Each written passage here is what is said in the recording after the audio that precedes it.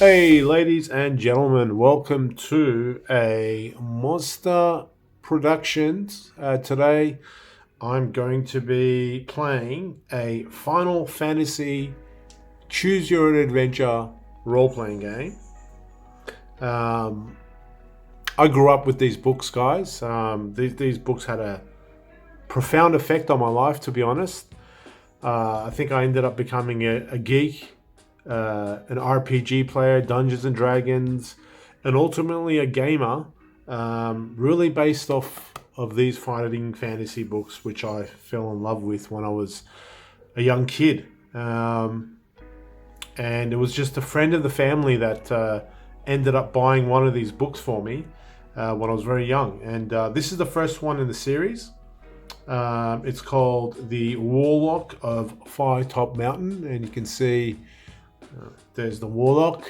And I can safely say I've never finished this book. I've never been able to defeat the Warlock of Firetop Mountain. The legends that are responsible for the Fighting Fantasy series is Steve Jackson and Ian Livingstone. These guys are essentially gods in my humble world. And like I said, they've had a profound effect. This is a new print of the book. I wish I kept the old prints, because one thing that really drew me into this world was the art style that the original books came in. They were gritty, they were dirty, they were dark, and yeah, they just drew me into the world. So these are just essentially you create your character. There's some rules about combat, and you choose your own adventure. You read a paragraph, and then you choose to go east or west, and then you go to that sort of that paragraph, and you adventure throughout the world. So the first thing first, guys, let's create our character. So you can see the Warlock. That's Firetop Mountain in the back. So I think we've got to kill him, obviously. And as you can see here, it's the first book in the series, the Warlock of Firetop Mountain, which was then followed by the City of Thieves, Citadel of Chaos, Forest of Doom, House of Hell, Port of Peril. Let's see if I can get through this in one piece. And here's a really nice map of the world of fighting fantasy as well, called Alancia, is how I pronounce it. And you can see the Firetop Mountain here, kind of in the northwest, just north of the Red River and east of Stonebridge. So where our adventure takes place here, there's some other towns and forests and stuff, but it's predominantly a coast with rivers going from east to west, obviously. Actually, the water flow would be going... Actually, yeah, from east to west, the rivers would be flowing. There's a couple of major towns like Silverton, Shazar, and Fang, I think, and Zengis up here, and Flax. Port Blacksand. Blacksand is over here. And yeah, and then there's some forests and stuff. But yeah, this is Alancia, and we will be here at Firetop Mountain. Cool bananas. All right, let's roll. Let's read the background. Only a foolhardy adventurer would embark upon such a perilous quest without first finding out as much as possible about the mountain and its treasures. Before your arrival at the foot of Firetop Mountain, you spent several days with townsfolk of a local village some 2 days' journey from the base. Being a likable sort of person, you find it easy to get on with the local peasants, so it seems like we've got some charisma. Although they told many stories about the mysterious Warlock's sanctuary, you could not feel sure that all, or indeed any of these, were based on fact. The villagers had seen many adventurers pass through on their way to the mountain, but very few ever returned. The journey ahead was extremely dangerous. That you knew for certain. Of those who returned to the village, none contemplated going back to the Firetop Mountain. I'm assuming it's like a volcano. I don't know what the Firetop is. Anyway, there seemed to be some truth in the rumor that the Warlock's treasure was stored in a magnificent chest with 2 locks, and the keys to these locks were guarded by various creatures within the dungeons. The Warlock himself was a sorcerer of great power. Some described him as old, others as young. Some said his power came from an enchanted deck of cards, others from the silky black gloves that he wore. The entrance to the mountain was guarded by a pack of warty-faced goblins, stupid creatures fond of their food and drink. Towards the inner chambers, the creatures became more fearsome. To reach the inner chambers, you would have to cross a river. The ferry service was regular, but the ferryman enjoyed a good barter. Okay, so we've got to get to a river. So you should save a gold piece for the trip. The locals also encourage you to keep a good map of your wanderings, for without a map, you would end up hopelessly lost within the mountain. And that's what happens to me most of the time, is I get lost. When it finally came to your day of leaving, the whole village turned out to wish you a safe journey. Tears came to the eyes of many of the women, young and old alike, okay? You couldn't help wondering whether they were tears of sorrow shed by eyes who would never see you alive again. So all the chicks in the village ended up loving me. Why am I going into the mountain? I could just stay in this village and yeah, have a great time, it seems like. All right. Before we embark, we need to create our character, which I think is actually at the back of the book. Is that right? So you got your 2 dice. Here, 2 dice 6 is all you need for fighting fantasy. So roll 1 die, add 6 to this number for skill. Skill is, they're all important stats, don't get me wrong, but I want a high number, guys. This is really going to determine whether or not I'm going to make it, to be honest. I want a 5 or a 6 at least. Here we go. You ready? This is it. What cards were we dealt with? Ready? We're screwed. A 1. So our skill is a lowly 7. There's no way this is going to work out well. For stamina, you roll 2 dice and you add 12. Ready? Let's go.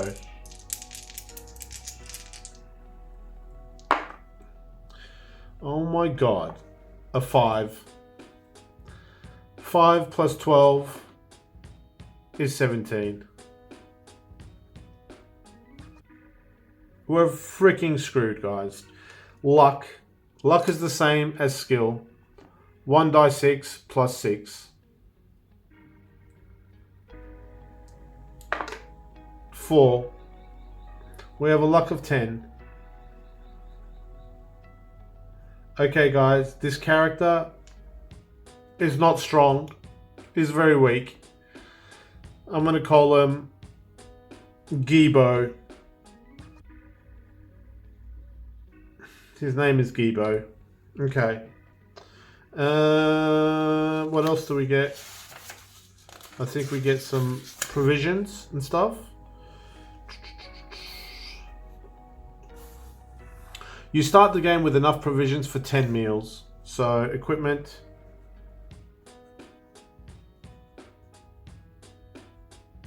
Is provisions.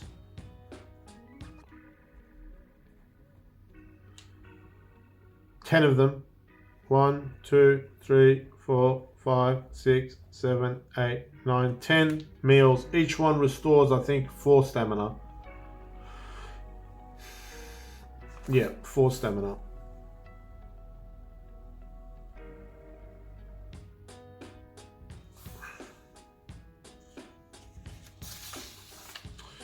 Equipment and potions. Okay, we start with the sword. Leather armor.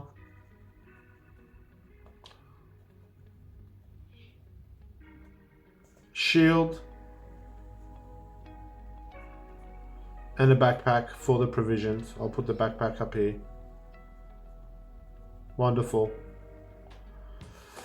You may also take a magical potion which will aid you on your quest. Each bottle of potion contains enough for 1 measure. Now, do I want to restore my skill? I mean, my skill is so bad.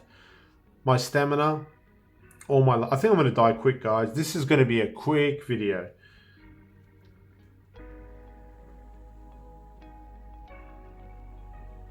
I'm going to go luck potion. Because I think I have to rely on my luck. Okay? Alright guys, we're ready to rock and roll. I'll explain the rules, I suppose, for those that don't know, as we get into it. Okay, here we go. First piece of artwork. It's beautiful. Not as beautiful as the original, but it's okay. There's a cave.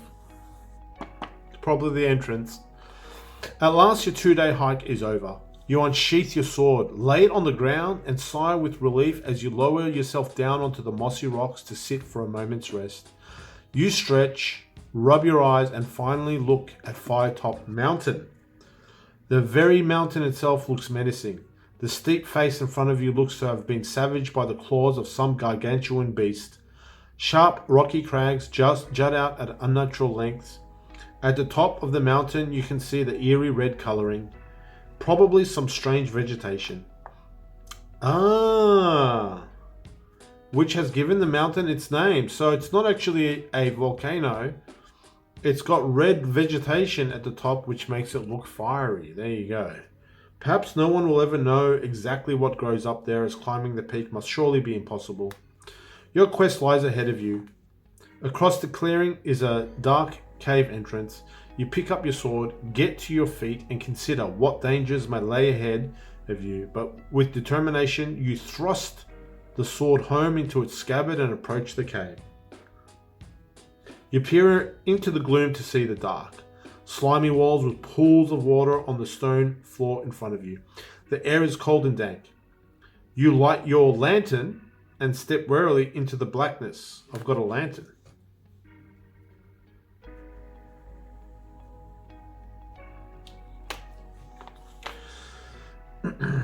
Cobwebs brush your face, and for those that are wondering, why is there a dice picture here? Because in case you don't have your own dice, you can roll the dice by just randomly doing that, which is pretty cool.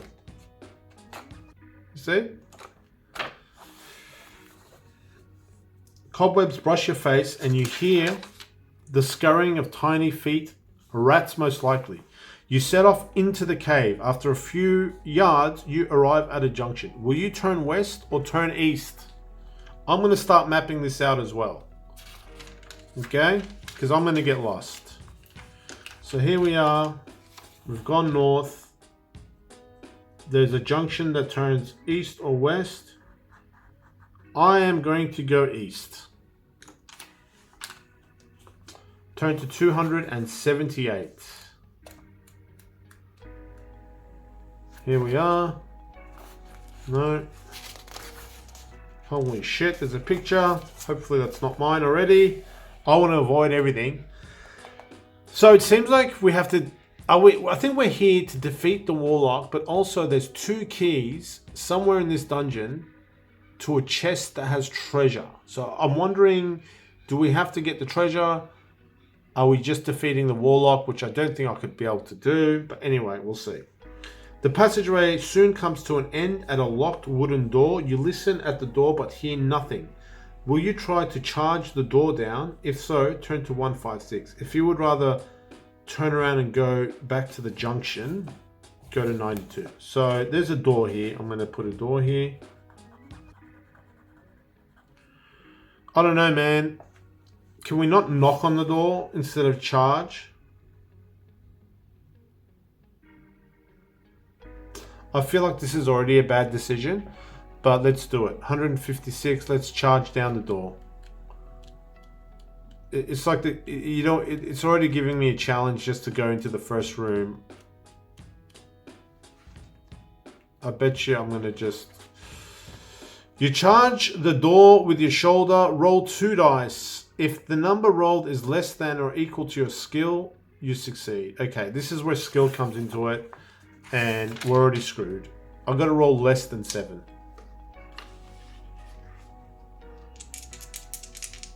God damn it.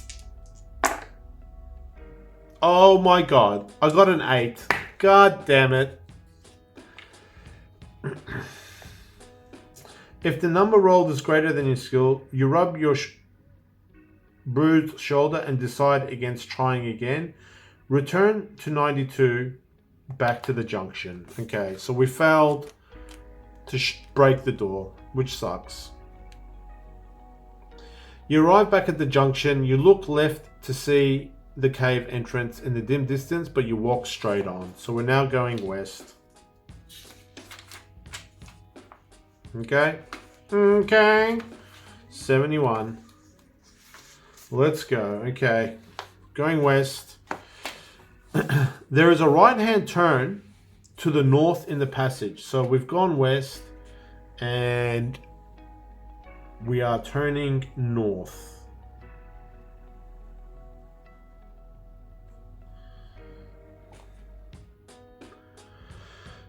Cautiously, you approach a sentry post on the corner, and as you look in, you can see a strange goblin-like creature in leather armor asleep at this post. You try to tiptoe past him. Test your luck. Okay, there's Mr. Goblin asleep.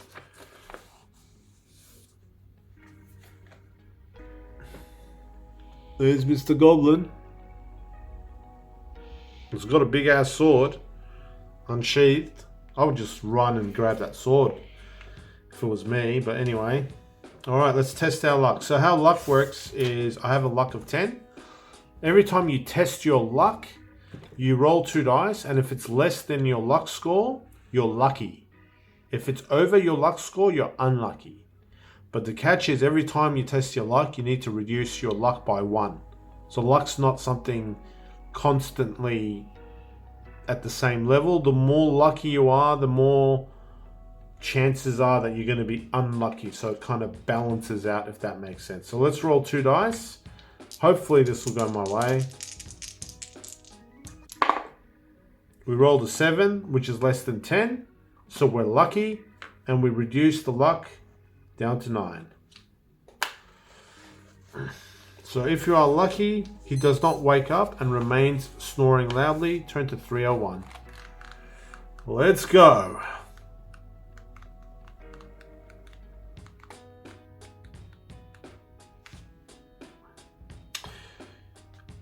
Okay, 301. To your left, on the west face of the passage, there is a rough cut wooden door. So as we go north,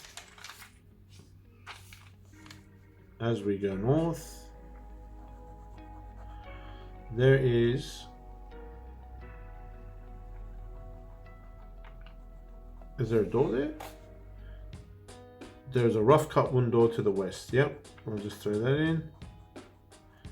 You listen at the door and can hear a rasping sound, which may be some sort of creature snoring. Do you want to open the door? If so, turn to 82. You know what? I think I'm not going to succeed in this turn, in this sort of attempt. So I'm going to try and find as much as I can about this place for my next attempt. I'm going to go in. 82. Probably die, but who knows? It could be a sexy chick. Okay, we're in here. The door opens to reveal a small, smelly room. In the center of the room is a rickety wooden table on which stands a lit candle. Underneath the table is a small wooden box. Asleep on a straw mattress in the far corner of the room is a short, stocky creature with an ugly, warty face. The same sort of creature that you found asleep at the sentry post, which means it's a goblin. He must be the guard for the night watch. You may either return to the corridor and press on northwards, creep into the room and try to take the box without waking the creature. If you want to try to steal the box, test your luck. I'm going to go for the box. So I'm going to say there's a room with a goblin.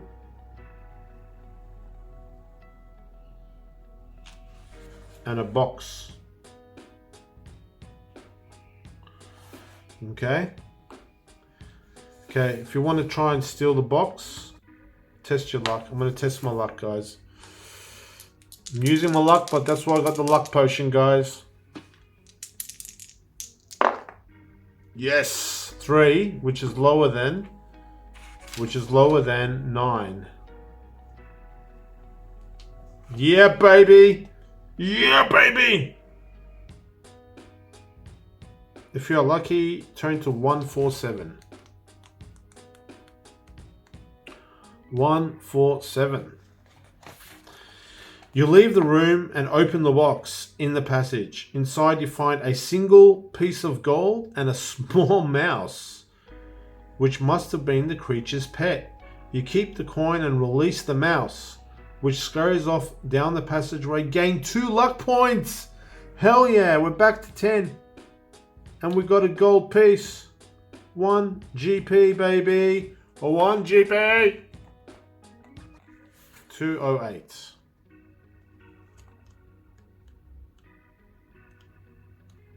Not bad. Alright, we're back on that passage going north.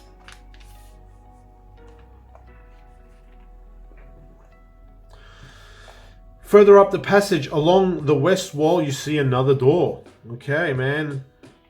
Go up here. There's another door.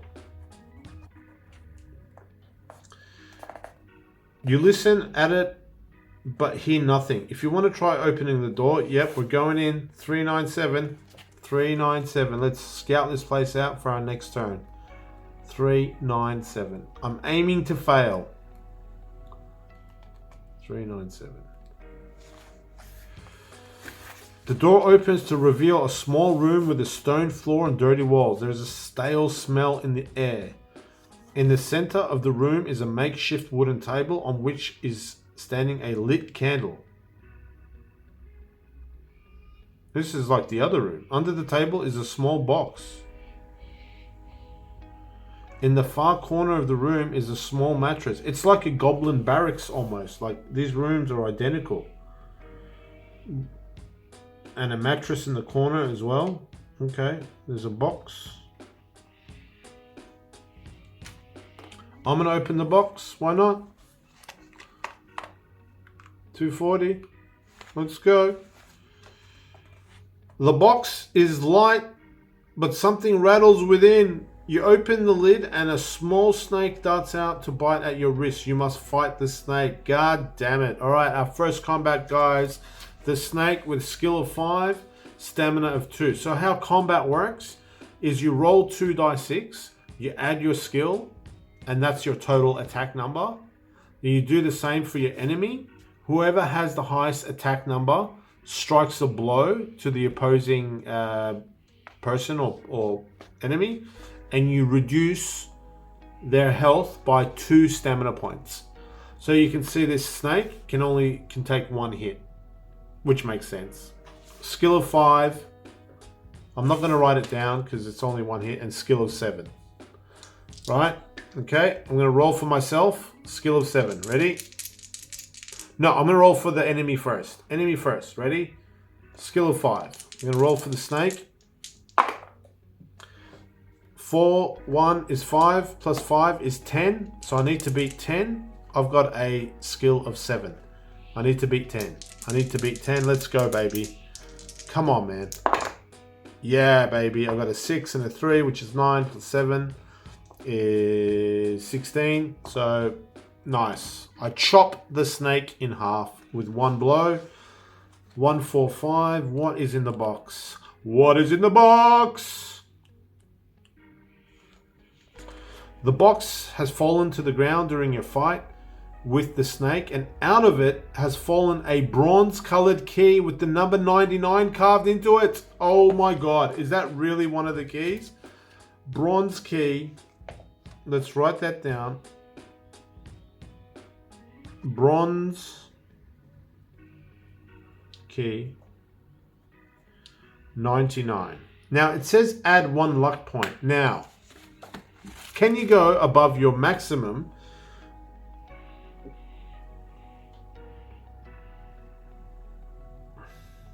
Okay, it says here your luck score may never exceed its initial value unless specifically instructed on a page.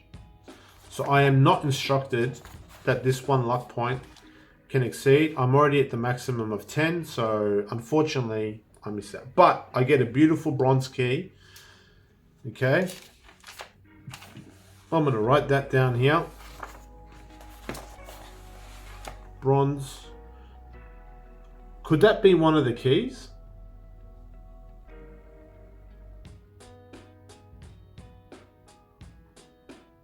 Right at the beginning of the dungeon, there's a key. So go to 363.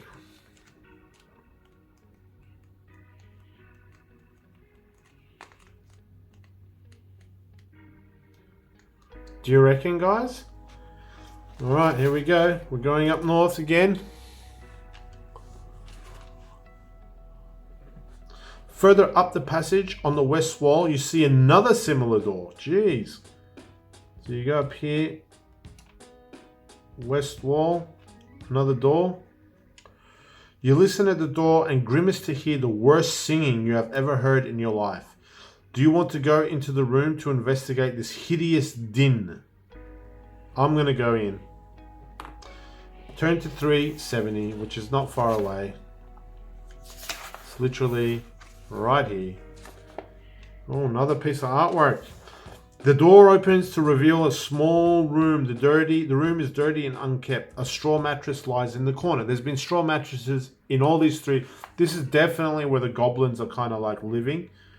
All of them have got small rooms. These are like goblin quarters. In the center room is a wooden table upon which a candle burns, like everything else. Lighting the room with its flickering flame. A small box rests under the table again.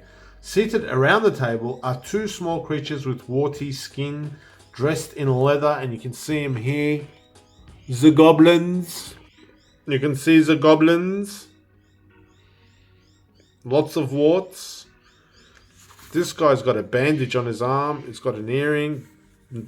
They're not actually that ugly facially, to be honest, in this artwork. But in the old artwork, they were pretty hideous and dark looking. This, they kind of look like warty halflings, but that's okay. They were dressed in leather, armor. They're drinking some sort of grog, and by the way they stagger to their feet on your arrival, you assume they are very drunk. You may either draw your sword and leap forward at them, or slam the door quickly and run up the passage.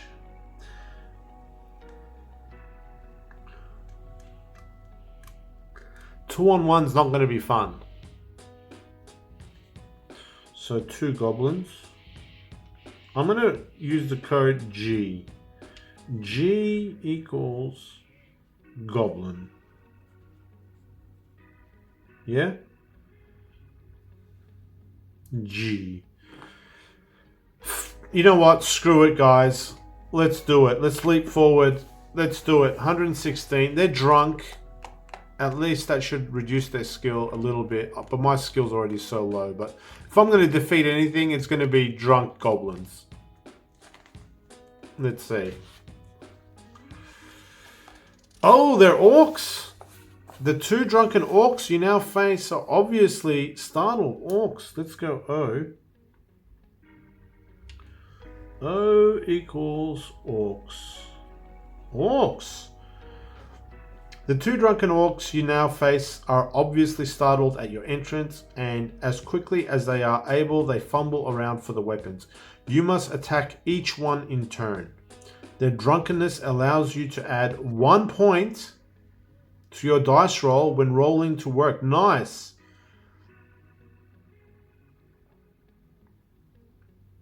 No, I essentially have a skill of 8 for this combat, which is nice. All right, let's go, baby. They got skill of 5. Correct me if I'm wrong. That's the same skill as a snake. Actually, snakes are very skillful. All right, let's go. So it's 1. You got to defeat 1, then you got to defeat the other. So this guy's going to take 2 hits because remember, it's 2 stamina points each strike. This one will take 3 hits because he's got 5 stamina. So let's go for the first one. Ready? We're going to roll for the first orc first. Skill of 5. Damn. That's 15. Total attack strength of 15. Now I have a skill of 7 plus 1 because they're drunk, so 8. So I get to get higher than 15. Nice. Rolls a 10 plus 8 is 18. So he's now down to 2 stamina. We won't write this down because they don't have many stamina hits. One more hit and he's dead. So first orc attacks again. God damn, man. That's 11 plus 5 is 16. I don't think my luck's going to hold against this guy. That's a strong attack. 16 is a strong attack. Double 3. So that's 6 plus 8 is 14. So he strikes a blow. I am now down to, I'll keep my stamina here. Oh, that'll be the maximum stamina. I'll keep my stamina here maybe. I'm now 17 down to 15. Okay, so I'm still fighting that first orc. He strikes again. He rolls a 6 plus 5 is 11. I swing back. 6, 1 is 7 plus 8 is 15. So first orc, I slay the first orc. Awesome. Now we're on to the second orc. Skill of 5 as well. So he strikes. Again, a strong attack. Double 5s plus 5 is 15. My response.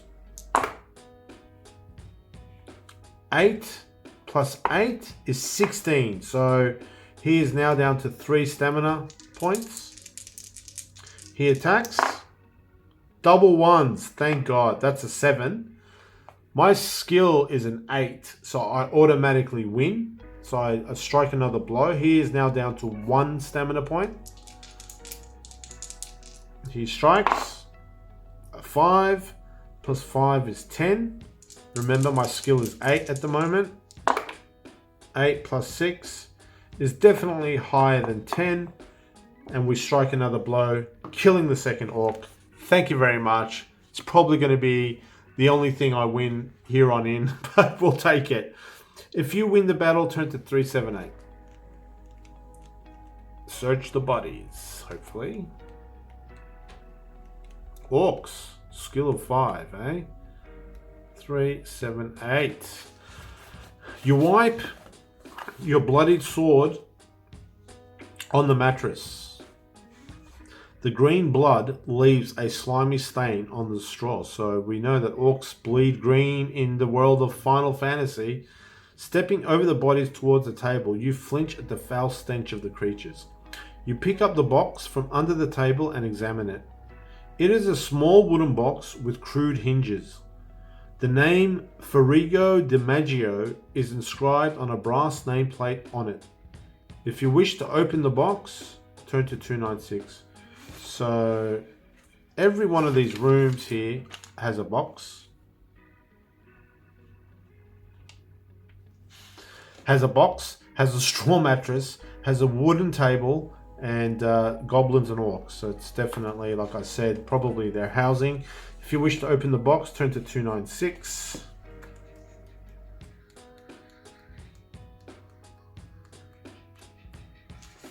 All right. The box contains a small leather-bound book entitled The Making and Casting of Dragonfire. You open... Can you hear those cockatoos? I mean kookaburras? It's kookaburras singing outside. You open the pages and begin to read. Fortunately, it is written in your own language and so was probably not understood by the orcs. Otherwise, this treasure would certainly not be loosely guarded as it was. The book is writing in a tiny handwriting of Ferigo di Maggio. In it, he tells the story of his life's work. The creation of the Dragonfire spell with which to fight evil dragons. You read how in his last years Farigo finally perfected his spell, but by then was too old to make use of it. So he completed his book, locked it in a chest, and hid it in the depths of Firetop Mountain, afraid that it might fall into the wrong hands. The last page reads, oh wow, look at this. And so you who now hold this book, you have my life's work in your hands. The power of destruction is yours if you wish it, but do not waste it. Unless you use the spell for the purpose for which it was intended, you shall be consumed by evil itself and die by the fire from your own hands. Remember, only when the dragon breathes its fire at you should you raise your arms and say, Exul Erif, Ekam Erif, Erif Erif, DiMaggio.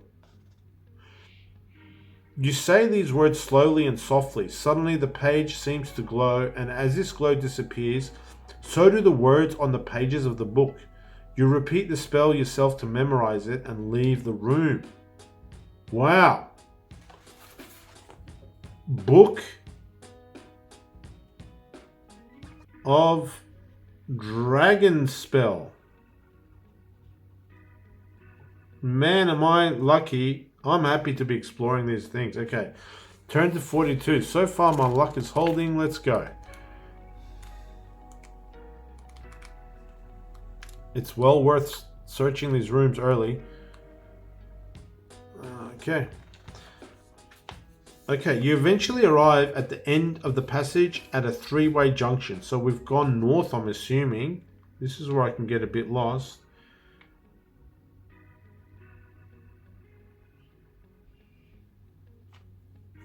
Three-way junction. You may either turn west or east. So I think it's a T-junction. Okay, I want to go east. Can I go east? I wanted to go east earlier and we couldn't barge down the door. So 113. You arrive at another junction in the passage. You may either go north or continue east. So if we go east, there's a north passage, or you can continue east. I'm going to go east.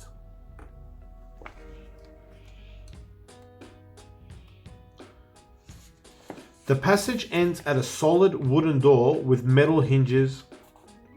Listening at the door, you hear strange mutterings and the clatter of what could be pots and pans. Whatever is in there, there are several of them. Do you want to go through the door? Pots and pans. I'm going to go because, like I said, I'm scouting out for my second attempt here. So there's a door. I'm going to go through the door. Turn to 159.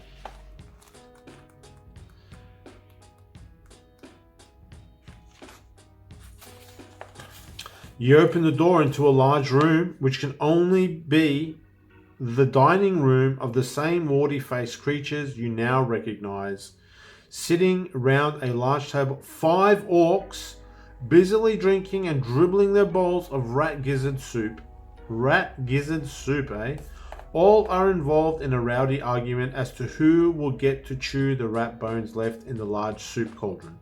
So they do not see you enter. You may be bold and prepared to attack them, or you may not relish the prospect of taking on 5 of these creatures and try to escape. If you wish to leave the room,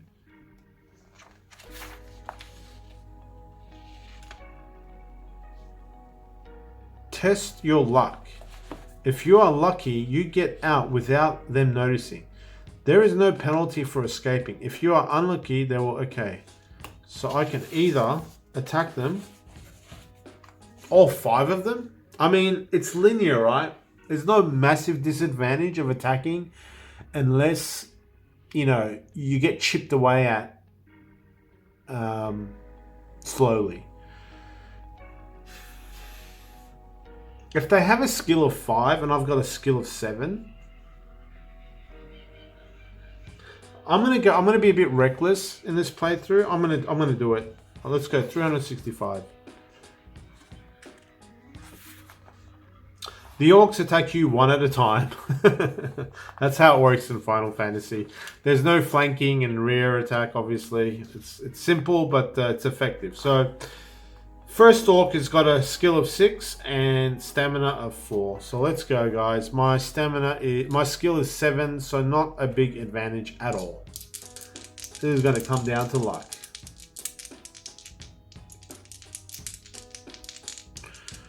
Let's go. He strikes. Nice. He's rolled a 5. 5 plus 6 is 11. His attack strength is 11. My response with a skill of 7 is 17. So he is down to 2 stamina. I strike a blow, he is down to 2. I can't believe I'm taking on 5 orcs with such a low skilled character, but here we go. He attacks again. Holy Malaboses. He's rolled the highest you could roll. A double 6 plus 6 is 18. I fear I am going to definitely...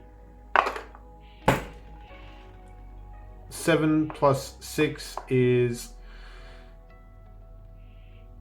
13. So absolutely got walloped. He struck a blow. And now I am...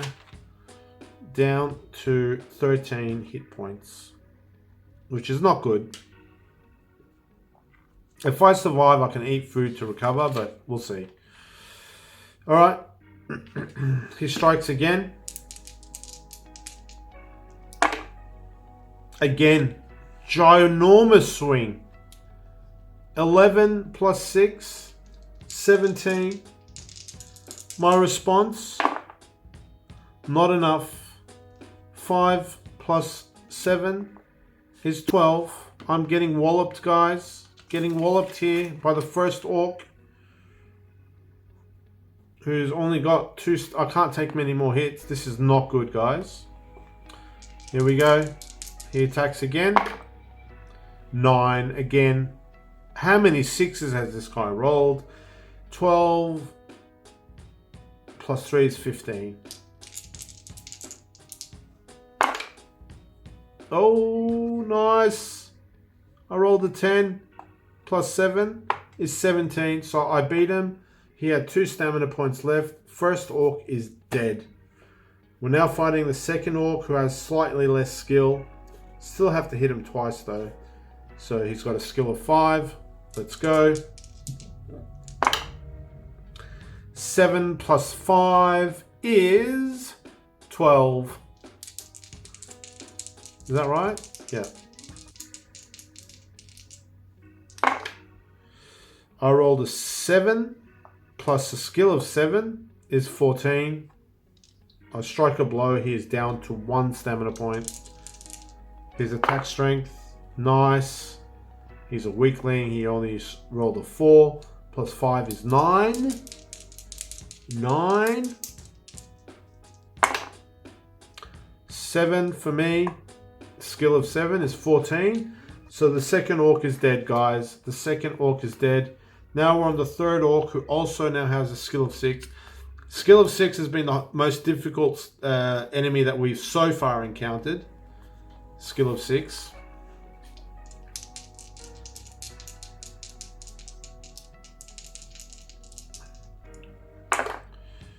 He rolled a 6, so that's a total of 12.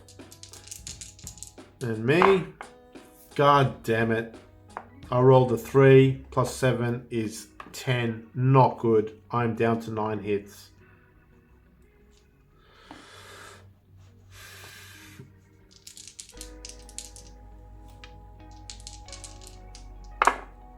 Oh my god, he rolled an 11 plus 5 is 21?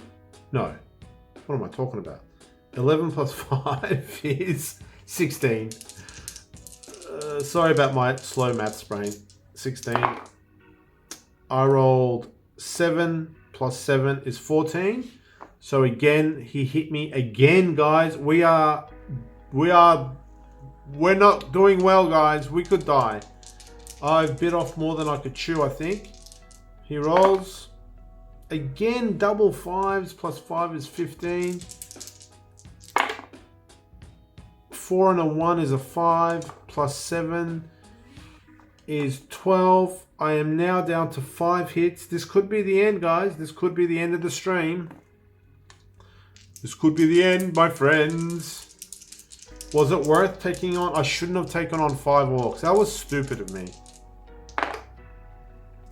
He rolls an 8. Plus 5 is 13. I could kill him, hopefully. Let's see. Yes, I rolled a 9. Finally, he's dead. The bad news is we've now gone on to a stronger orc again. Orc number 3. With a skill of... Oh, wait. With a skill of 6. Oh, wait, have I... I don't know if I've screwed this up, guys. That's why you should maybe write things down. I'm just going to pretend we're on the 3rd orc. 3rd orc. Skill of 6. Let's go. He rolled a 7. I've got to just roll 6 plus 7 is 13. I rolled a 5, which is a 7 plus 5 is a 12. So again, he hits me. I'm down to 3 hits, guys. It's not looking good. This could be the end. This could be the end, my friends. He rolls a double 6, guys. Plus 6 is 18. Unbelievable what these orcs are rolling. 8. 8 plus 7 is 15. I am now down to 1 hit.